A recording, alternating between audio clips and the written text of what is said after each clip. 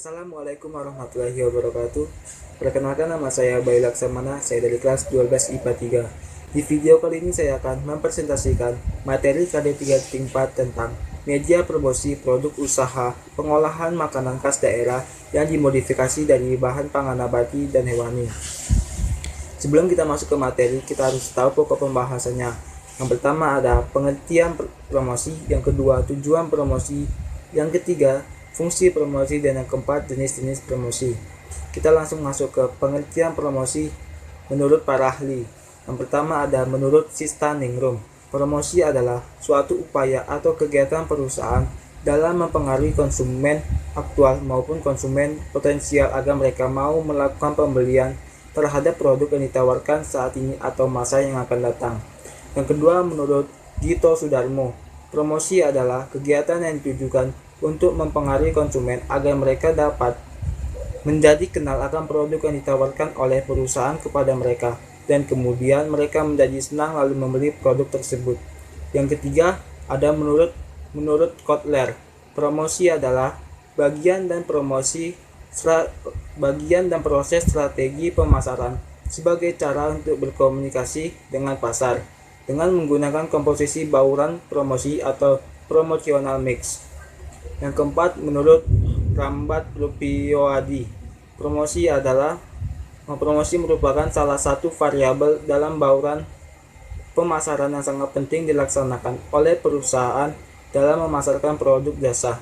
Jadi, dapat kita simpulkan bahwa promosi adalah suatu kegiatan komunikasi yang dilakukan oleh seseorang atau perusahaan kepada masyarakat luas.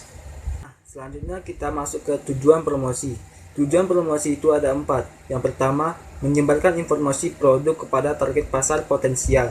Yang kedua, untuk mendapatkan kenaikan penjualan dan profit atau laba.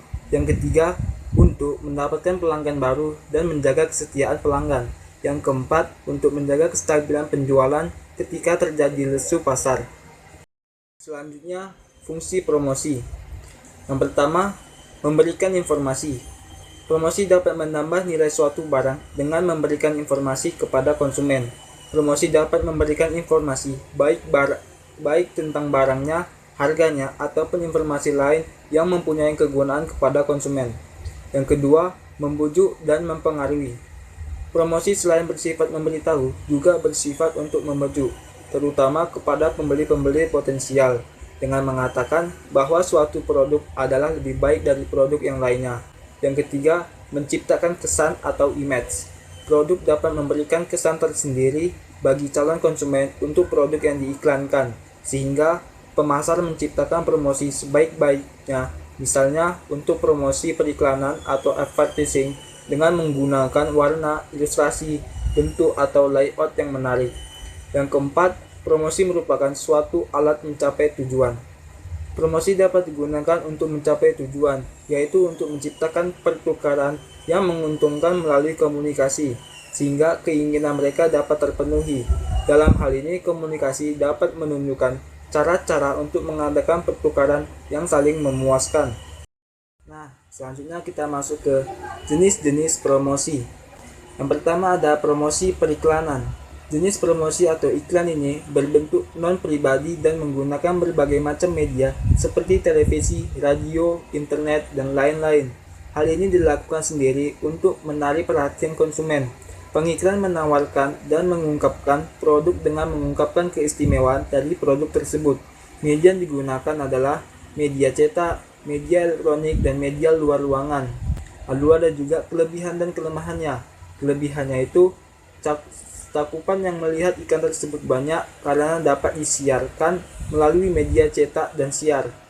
Lalu ada yang kedua, dapat digunakan sebagai pencitraan suatu produk. Yang ketiga, menjadi indikator posisi perusahaan, apakah mampu melakukan produk positioning. Yang keempat, mempermudah terjadinya produk positioning karena iklan dilihat dalam kehidupan sehari-hari. Selanjutnya, kelemahannya. Yang pertama, membutuhkan biaya yang tinggi untuk memproduksi sebuah iklan, serta mengupdate suatu iklan dengan iklan yang lebih mutakhir agar konsumen tidak melihat iklan yang itu-itu saja.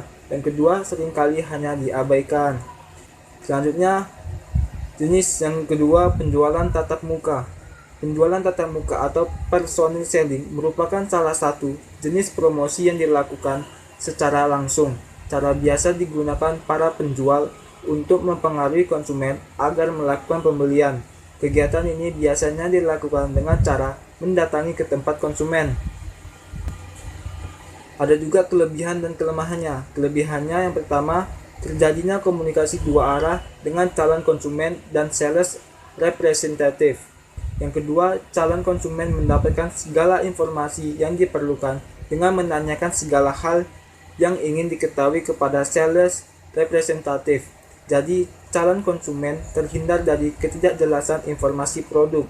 Yang ketiga, calon konsumen biasanya berakhir dengan terpaksa membeli produk tersebut karena adanya perasaan menjaga perasaan penjual karena telah berhadapan langsung dan tidak enak untuk menolak. Yang selanjutnya kelemahannya. Yang pertama, cara promosi ini menguras waktu dan tenaga yang sangat banyak beralih dari calon konsumen yang satu ke calon konsumen yang lainnya.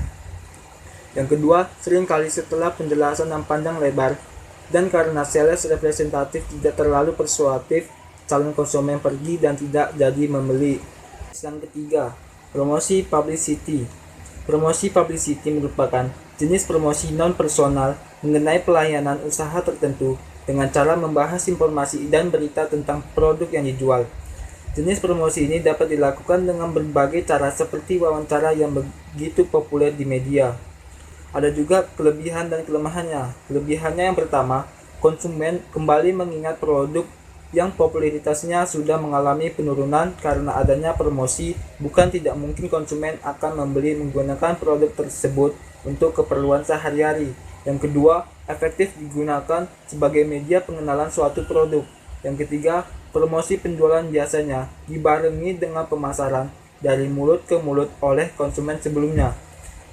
Nah, kelemahannya yang pertama, dibutuhkan biaya yang cukup tinggi untuk event seperti ini. Yang kedua, promosi penjualan dengan pemberian diskon biasanya mengurangi jumlah keuntungan produk yang pada saat itu berhasil dijual, terkadang hanya mampu menutupi biaya produksi.